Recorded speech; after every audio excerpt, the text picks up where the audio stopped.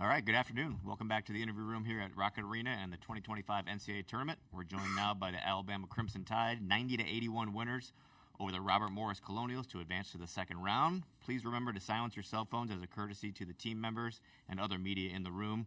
When you're asked to, please raise your hand to ask a question. We'll bring a microphone to you. We have mic holders on either side. And when you do ask a question, please introduce yourself and your media affiliation. And a reminder that there is no recording of press conferences throughout the NCAA tournament. Coach, congrats on the win. If you wouldn't mind starting us out with an opening statement, we'll then open up to questions for the players. Yeah, I thought Robert Morris played hard. They're a good team. You know, their effort was great. You know, they ended up with 16 offensive rebounds. We only had 5, so you know you got to give them a lot of credit. We knew they'd play tough. Now we shot a little higher percentage. There was more offensive boards for them to get, but we didn't do a good enough job keeping them off the glass. You know, you look at a kid like Dickerson. You know, he had more offensive rebounds than our entire team combined. So, you know, a little disappointed in our defensive rebounding. But I'll say this: our guys were resilient. We said coming into this tournament that we're going to welcome some adversity. Hopefully, it's not self-inflicted. I thought tonight some of it was with the rebounds we gave up, but whether it's missed shots, whether it's referee calls, who cares what it is. If we face some adversity, let's welcome it. Let's handle it with the right attitude. I thought Mark did a really good job. You know, it wasn't going great for him. I think maybe he only had 3 points at the half, if I remember right.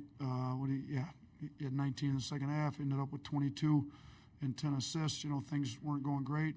Maybe in the past he, you know, wouldn't have been as positive as he was, but I thought he was aggressive, got downhill, got to the free throw line, drew 10 fouls in the second half. He ends up with 22, 10, and 5. And, you know, he didn't shoot it particularly well. Only 1 of 5 from 3. In the past, maybe those are games where he gets a little frustrated, doesn't play as hard as he does on defense.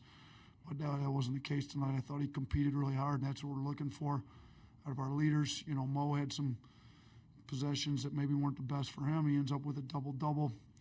I thought he played well. There's a lot of guys you could point to that had good play. You know, we got good minutes out of Darian Reed. I mean, you know, for him to come in and just over 10 minutes get 9 points, 4 rebounds, I thought was pretty good. So, you know, we were hoping not to play Grant, but, you know, I think it was a 4-point game, and Grant, about 8 minutes to go, he stood up like, hey, put me in, we got to go. So, you know, I trust him. He shows up big in big games. He came in. We went on a run right away. I think we outscored him 32-23 kind of from there. And he made some big plays, kind of starting with that loose ball right out there off the free throw line. And he had to dunk, and thought he made some good defensive plays. He got some rebounds. You know, he ends up with 3 rebounds, 5 points in 7 minutes. So we were hoping not to have to play him. We did. I think he'll be all right. We got to get him bunch of rehab because we're going to for sure need him no matter which team plays here. They got a lot bigger front court, whether it's Vandy or St. Mary's, either one. Thanks, Coach. Let's go to questions for the student athletes first, please. Please raise your hand. We'll start in the front row on the left side, and then we'll go with the middle. Chase Goodbread with the Tuscaloosa News. Mark, can you just speak to what Coach Epps mentioned about contributing in other ways, maybe than three-pointers in a game like this where you've got 10 assists, you knock down 11 free throws, and just got it done other ways? Yeah, you know, he always talk about finding ways to win when things are not going well. And first half, things weren't going well, so I just really trusted my teammates, and I was just making the right read. You know, trying to create open shots for my teammates, and then I kept playing the right way, and then the game repaid me back. Katie with Bama Central for Mark or Mo. Just what kind of teammate is Grant? I saw him encouraging y'all throughout the game before he came in, and that he was willing to step in when the game got kind of close there at the end. Mo? Grant, he's a positive teammate. You know, he always uplifts us. You know, he's one of the leaders, one of the seniors on the team. You know, when things not going well, Grant, he always speak up. You know, and that's what we need on this team. Left row, third row here. Joe Rady, Associated Press. Mark and Mo, how much does tournament experience come into play, especially in a first-round game like this where there might be some adversity in the second half? Mark, we'll start with you. Yeah, you know, the game, as it got down the wire, you know, it started getting loud in there, and we know we had a lot of experience of that last year, so I think we showed our composure and resiliency of not getting too high, not getting too low, and we just stayed level-headed throughout the whole game. Mo, you want to add to that? Yeah, we've been here before. We've been in these positions all season and last year. When adversity hits, OC told us, just stick together and stuff. So, we've been here before. So we've seen, we've seen this before. So, yeah. Any other questions for the players before we let them go back to the locker room? Okay, thanks, fellas. Congratulations. We'll continue on with Q&A for Coach Oates. Please raise your hand. We'll start in the second row on the right side. Julie Mitchell, WVTM 13 in Birmingham. Coach, you talked about before this tournament your leaders needing to step up, show how bad they want to keep playing together for each other. To see Grant say, put me in, Mark give you 19 in the second half, how big were your leaders today? No, they were huge. I mean, Mark kept saying, like, we're not losing this game. Like, guys, you're playing like we're playing tomorrow. There's no game tomorrow if we don't win. Like, he kept saying it in the huddles, and you could tell he had a sense of urgency about him in the second half. I mean, he got to the free throw line. He three wasn't dropping, so he got in. He got fouled. He converted some tough layups. So, and I thought he played pretty hard on defense the second half. And then for Grant to, the plan wasn't to play him. He said it wasn't feeling all that great this morning. But so I didn't, trainer Clark said he was going to be available, but ideally we don't play him. Well, then a lot closer than anybody anticipated. They're a good team. They played hard. We didn't play as well as we had hoped. And Grant's like, we're not going home. Put me in. So those two guys have been through it. They've been to the Final Four before. They may want to make sure we're still playing on Sunday, and thought they stepped up big for us in the second half, both of them. Thanks, Coach. Second row on the left side. Ashley Bastock, Cleveland.com. Nate, I know you mentioned Dickerson in your opening, and I know yesterday you seemed prepared for him and well aware of what he could do and how he could alter a game. I guess, was he as advertised for you guys, and what do you think was the difference down the stretch despite his output for you guys? Yeah, I mean, he had 25 and 9. 6 of those 9 were on the offensive board, so, I mean, he's hard playing, We didn't do a very good job, to be honest with you, keeping him off the glass. He got some downhill drives. He hit the 1-3. I mean, we kind of played him like a 5 and kept our 5 on, so he ended up he was 1 for 8 from 3. But, everywhere else, I think he was like 10 of 14 from 2. So we didn't do a great job, but you got to give him a lot of credit. I mean, it's a hard playing, athletic guy that gave everything he had. I mean, got 2 daughters here. Jossie, my middle one, she's like a sweetheart, but she's like, Dad, I feel so bad for the other team. He said 3 never came out of the game. He played so hard. I'm like, yeah, but somebody's got to lose. It didn't need to be us. So she felt bad. He had to play the whole game. It was nice for us. He finally did foul out. He didn't have much foul trouble, and then he picked up 3 there late. But man, he's a hard-playing guy, so I got a lot of respect for him. Keep it on the left side in the front row, and then we'll go to the right. Chase Goodbread with the Tuscaloosa News. 2, if I may. Coach, can you speak to the way you were able to score at the rim with the bigs? Diabate and Amori were 16 out of 18 from the floor between them. And then the second question, can you tell us exactly what point in the game Nelson told you to put him in? About 2 seconds before he went in, he stood up down there, said, hey, Coach, come on, put me in, I'm ready. I'm like, go. It wasn't going well, and I could see just by that look on his face, you put me in, I'm going to make some stuff happen. So I trust him. Been through a lot of games with him. He's won a lot of games here. So, yeah. And then I thought our front court did a good job converting off the gut. We ended up with 25 assists. It's a program record for the NCAA tournament. So, I felt like our pick and roll offense could get the roller behind their ball screen defense. I thought we did a good job of that early. We probably should have stayed in it more. Mark kept just saying, playing more pick and rolls, get more pick and rolls. He did a good job. I thought LeBaron did a good job. LeBaron has 8 assists, no turnovers. Mark has 10 assists. The 2 of them have 18 assists, 3 turnovers combined. That's pretty good out of your 2 starting guards. So, I thought they did a good job finding the bigs. Cliff did a great job finishing. Diabate did, as usual, does a good job finishing. Both those guys are good finishers, but we needed all those points. So, is more mowing the second half, Cliff in the first half, but we needed both of them to play big for us. Back to the front row. Hey, Lady went to Bama Central, and Nate, you talked in your opening about how they had 16 offensive boards compared to y'all's 5. Just what are the bigs, the guards, everyone going to need to do on the glass moving forward if y'all going to have success in the tournament? I mean, Vanderbilt plays hard. We played them before. They can get there and cause problems. And St. Mary's is huge in the interior. Like we got to be better. I mean, I'm going through circling everybody on the front court that had 0 boards. Like, and there's, I got 4 guys that play the 4 and 5 for the most part that came up with a 0 tonight. Like that's not good enough. We got to do better. And then on the other end, shoot, like we got box out. Like we got to go hit somebody when a shot goes up and go get it. I mean, this is stuff we've been stressing and we're more than capable of when we played some of the best rebounding teams in the country. Houston, Texas A&M, Mississippi State's been traditionally great on the glass. We've out-rebounded them. So we keep saying it. It's like when we know we need to do it, we do it at a high level. Why? We tried to stress we need to do it tonight. We got out-rebounded by Robert Morris. So, these guys got to step up every game because if we continue to let this happen, we won't be playing for too much longer. Second row, coach, on the right side.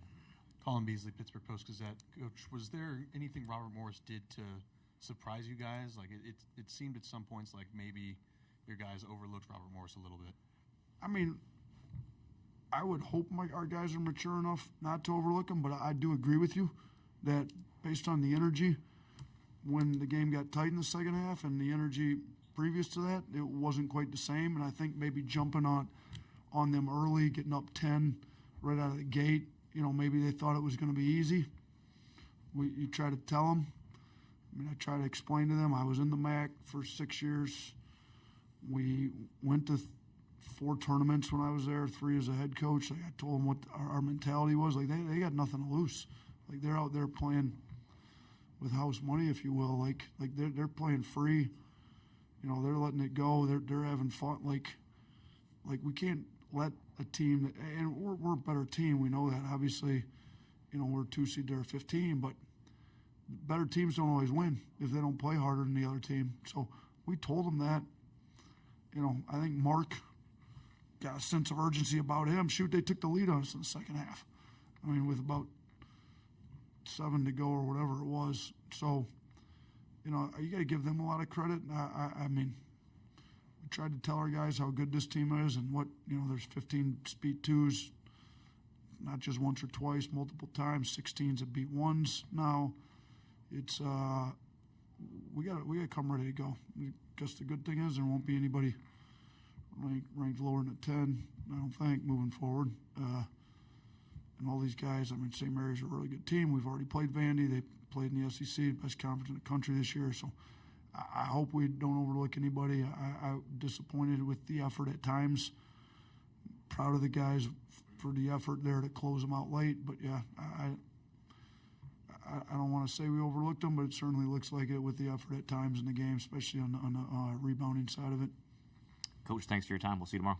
Thanks. Appreciate it.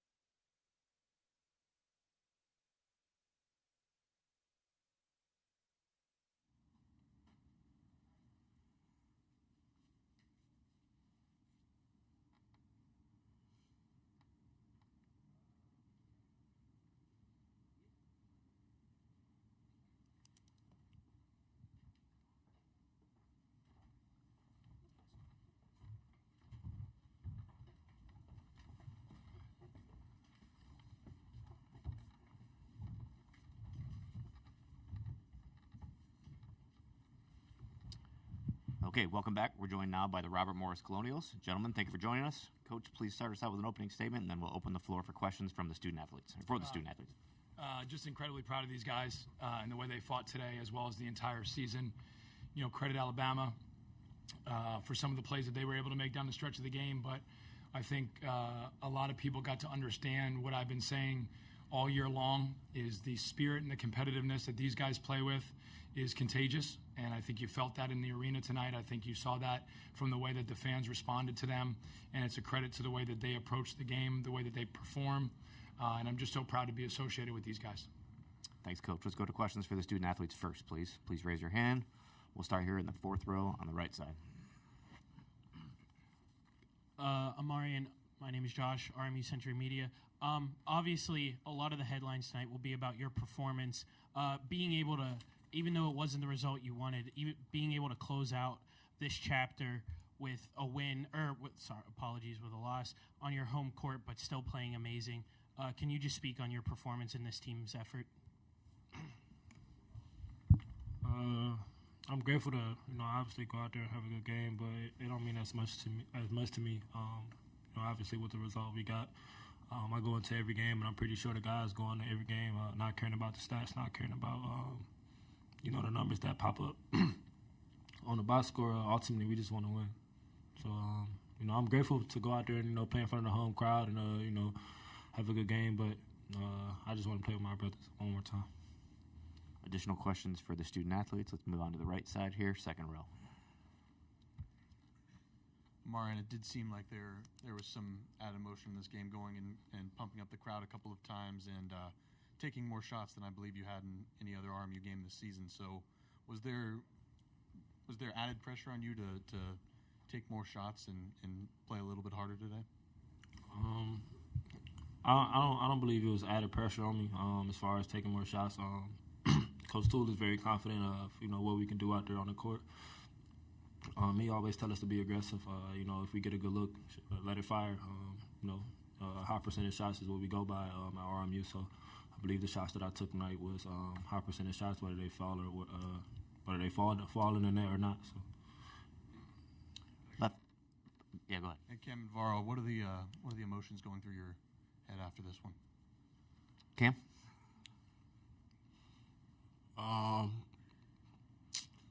Devastated. I feel like we was in the game. We had the lead up. We had the ball. I feel like that's a possession I feel like I wish I could get back. But the fight that we had coming in the year, just to be here, just to be in that game, I'm glad to have these guys with me for this run. I feel like it's all on me, not let them down. Alvaro? Well, the emotions are risen, so of course we don't feel good, but making the effort, looking back at the beginning of the season, we made an unbelievable run, we became a crazy team to stop, and I'm just proud of my guys, nothing special to say. Feelings are bad because nobody like to lose, but that's pretty much it. I would love to play with the guys one more time, for sure. Left side on the third row. Tristan Freeman from Best in Brackets. For Cam, coming into Alabama was the top scorer in offense in the country, but perimeter defense-wise, you held them to just 9 fast break points, and outside of free throws from Sierra's, all regards struggled. What allowed you guys, particularly on rimmer, to have such a solid defensive outings against such a potent team? Just coming in with the mindset that we could compete with anybody. We have great players.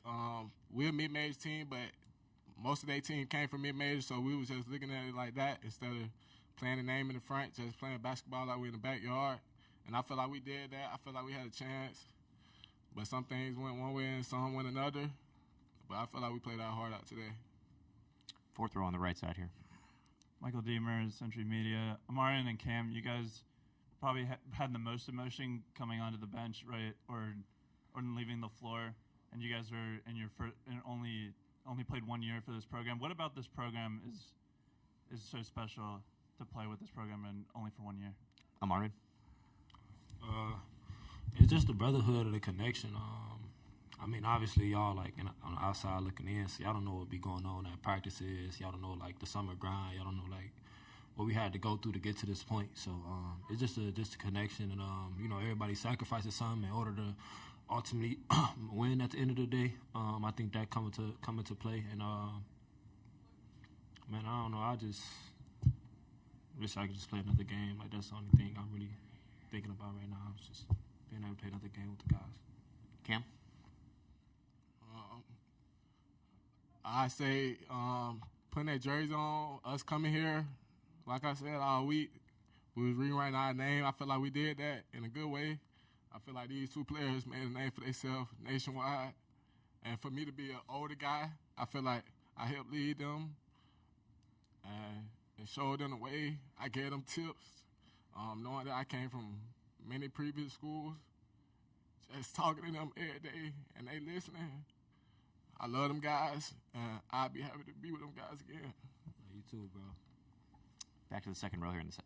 Ashley Bass.Cleveland.com, Marion, kind of a similar question there. Just seeing the emotions of you guys, just what's that like for you, especially to see it from like the older guys like Cam? It definitely get me emotional. Like just knowing, like we put our all into this. You know, like I said, the sacrifices that we all made, and you know, Cam being one of the leaders on the team. So, just seeing Cam, you know, emotional.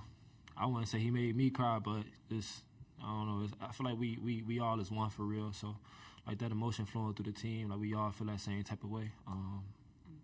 That's it. Third row on the right side. Cassidy Wood, KDKA. Guys, I know we've talked a lot about playing in front of the home crowd and stuff, but, I mean, it was a lot of Pittsburghers that came here to support you guys. Just what does that feel like, looking into the crowd and seeing literally hundreds of people out here to support you guys? Overall, let's start with you. Well, it feels like home for sure. It was an amazing feeling for play out there. Sadly, we didn't give them the win, but we finished the season with the head up. Like men's, like we've been playing all season long, and now all the country knows that we are a high major pride team. That's pretty much. Amari, you want to add to that? Yeah, it definitely feel like we was back at Bobby Moe. I just want to give a special thanks to everybody that came out and supported us. You know, without y'all, this ride wouldn't be what it is right now. So, you know, just ultimately just kind of mad that we didn't come out with the W. Back to the third row here. Dom. You go. Okay. Dom Clary, Keon Sports. I just want to add on to her question of you guys talked about being proud to represent Robert Morris. Is there a point where that crowd's chanting when you guys were taking the lead or battling when you guys were down by 2, where it's like it really hit you, all the support that you guys have and everyone that took the 2-hour drive from Moon Township here to Cleveland? I'd say we've been getting a pretty much like good support throughout the year, especially like when we seen all the fans pull up in the Horizon League tournament. The support there that was pretty unbelievable, and then just leading up to the game today, just to see everybody there, everybody at the send off before we arrived to the arena. It's just been an unbelievable support. Like I said, I want to give a special thanks to Robert Morris, all the teachers, the staff, the managers, everybody that you know play a part in this. It don't go unseen, and we really appreciate y'all. Let's go to the fourth row on the right, please. Thank you. Alvaro, you're only a sophomore. What do you think a game like this with national exposure can do for the program going forward? I mean, today's game was unbelievable. Especially want to thank all the Moon Township people because I felt love real close. You know, all season long. Sometimes I think and I don't know a lot of life. You know, I'm just 19, but something that I learned is feels part of like you gotta feel a part of something bigger than you. You know, so I think this is a great place to thank you, Coach Toole, because like I didn't have any question about him being the leader of the program. these 2 years long. It doesn't even matter if we were winning or losing, you know. So I just want to thank the coach Sul to give me this paper, being just a sophomore, being a skinny guy from Spain, just like he trusts me from the beginning. I just want to thank him because he's the face of RMU. He's the face of this successful team. Back to the left in the fourth row. Simon Williams, WZDX, Fox 54 News out of Huntsville, Alabama. Cam, Bessemer, Alabama. You got an opportunity to take on Alabama. What did this challenge mean for you, and ultimately, how does your effort resonate now that we're in the end game here? Just being on that court, just being on the March Madness court, no matter who we play. We start out of this year, we better have fans at the games. We'll come out warm-ups, and it'll be like empty seats. And we had a sold-out game. We won the regular season. We won the postseason tournament. So just all that, not just facing Alabama, just going through all that, like starting from nothing, ending in something. Like for you to ask that question, like that means something. Like so, just the end game. I feel like we got a good end game, even though we sad. I feel like that's one of the best mid-major end games of the year. Third row on the right. Coach, for you, you've been with this program for a while. Just how special is this group to you? I told them in the locker room they're to me, and I'm sure I'll get some text messages about this, but the best RMU team that's ever been put together. What they accomplished, tying a program record for wins, winning the Horizon League regular season championship, winning the postseason tournament, coming in here as a 15 seed and going toe-to-toe with Alabama. I think they're the greatest team in RMU history. And I'm proud of these guys. And, you know, obviously we did not have a successful season last year, and so a lot of them took a chance on this program based on some of our past success, and then they brought it back to life. And so I told them I'm forever indebted to them for the way that they performed and the way that they worked all year long to get us to this point, and I'll never forget that. In the way back in the blue, Coach. Coach, this is Luke Taylor, Full Court Network. First of all, I'm a byproduct of the Horizon League, so I'd like to congratulate you guys for this great season. I got two questions for you, Coach. First, what does Robert Morris mean to you? And then also the second question is, give me one word to describe the Horizon League. What does Robert Morris mean to me? They gave me a chance to be the head coach of the university at 29 years old, which most places that doesn't happen. It's a unique place filled with special people. And so the 15 years that I've been there as a head coach, 18 years overall, feel like they've gone by in a blink. Through good and bad, we've always been supported. As you saw today, the way that people came out to support this team and this program. And I'll forever be thankful for that. To me, the Horizon League is underrated. That's what I would describe it as. I think people don't understand how good a league it is, how good the coaches are, how good the players are, night in, night out, what you have to do in order to be able to win games in that league. So for us to go 15-5 in the regular season and then obviously win the postseason tournament, I think is just a credit to these guys because I don't think people understand how good Horizon League basketball is. Right side, third row. Coach, Justin Williams from The Athletic. What impact did you feel like Nelson had when he came on kind of late in the second half there? Well, the fact that he had to come on, I think, is a credit to these guys. And we try to put him in some actions, you know, to try to test him a little bit. But obviously he made some plays late. You know, his size is just, you know, hard to deal with. And he's able to kind of just take up so much space out there that even when you try to get him in some screening actions or whatever, he's able to make, you know, effective plays. But I think that was a tip of the cap moment to our team that they felt like they had to bring him into the game. Back to the second row on the left.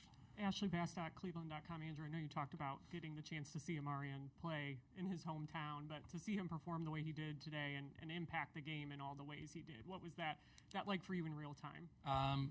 Not surprised one bit. I mean, I've seen it all year long. I've watched it in practice. I watched it in summer workouts and fall workouts.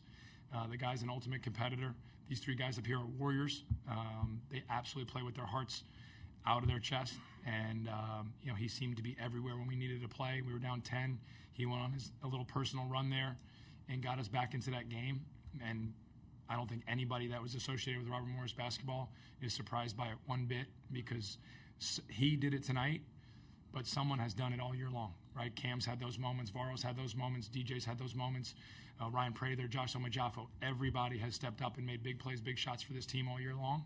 And so tonight was Marion's chance, and he took full advantage of it. And, again, we expected those kind of performances from these guys because that's who they are. Back row coach in the middle. Adam Boris, Pittsburgh Sports Now. Coach, you guys took a lead with like a 7-10 mark in the second half. I mean, just kind of talk about what happened over the last 7 minutes that kind of let Alabama pull away. That Ryan had that three in that corner, man, and I thought that was going to go down. It didn't go down. They were able to get to the free throw line a little bit there down that stretch and build that lead some.